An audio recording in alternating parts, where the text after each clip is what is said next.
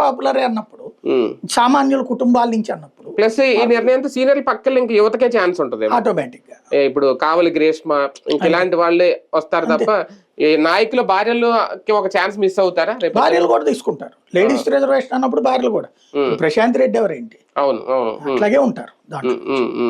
కానీ ఎంతవరకు సక్సెస్ అవుద్ది? ఇది వైసీపీకి ఏమన్నా మైనస్ సార్? రేపు ఏం లేదు, వాళ్ళకి బోల్డంత మంది మహిళలు ఉన్నారు, వాళ్ళకి అన్ని సామాజిక వర్గాల మహిళలు ఉన్నారు, ఏం ప్రాబ్లం ఏం లేదు వాళ్ళకి కూడా. అంటే వాళ్ళు కూడా ప్రిపేర్డ్ గా సమస్య వచ్చేది ఎవరికయ్యా అంటే బీజేపీకి,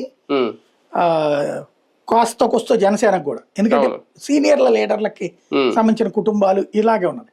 అంటే వీళ్ళకిద్దరికి ఉన్నంత యాక్సెస్ తక్కువ వాళ్ళకి.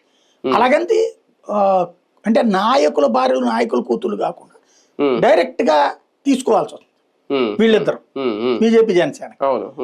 అదే వీళ్ళిద్దరికి ఏంటంటే నాయకుల కుటుంబాలు లేకపోతే నాయకుల వాళ్ళ దాంట్లో నుంచినే ఉన్నారు కూతుర్లో మనవరాళ్ళు అట్లాగా. అవును అవును.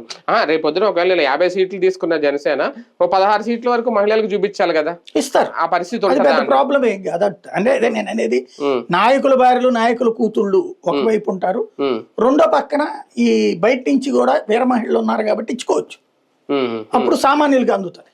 ఒక బ్రాండింగ్ అయితే వేసుకుంటున్నారు లోకేష్ దీంతో. రైట్, చూద్దాం. మొత్తానికి మహిళల మెప్పు అయితే